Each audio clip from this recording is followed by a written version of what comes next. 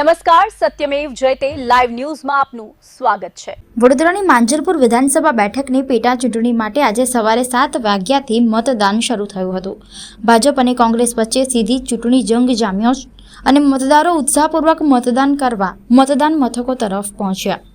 માંજલપુર બેઠક માટે કુલ 62 સ્થળોએ 260 મતદાન મથકો પર મતદાન શરૂ થયું હતું। અંદાજે 2.19 લાખથી વધુ મતદારો પોતાના મતાધિકારનો ઉપયોગ કર્યો।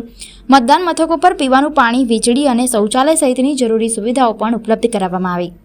તંત્ર દ્વારા 2 સખી મતદાન મથકો, 2 દિવ્યાંગ સંચાલિત મતદાન મથકો અને 5 મોડેલ મતદાન મથકો તૈયાર કરવામાં આવ્યા હતા। દિવ્યાંગ અને 85 વર્ષથી વધુ વયના મતદારો માટે વ્હીલચેર, રેમ્પ અને સ્વયંસેવકોની મદદથી વિશેષ સુવિધાની વ્યવસ્થા પણ કરવામાં આવી હતી।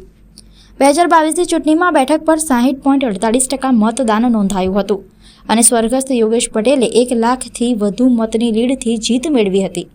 આ વખતે ભાજપ પોતાનો ગઢ જાળવવાના પ્રયાસમાં છે, જ્યારે કોંગ્રેસ જીત માટે સંપૂર્ણ શક્તિ સાથે મેદાનમાં છે।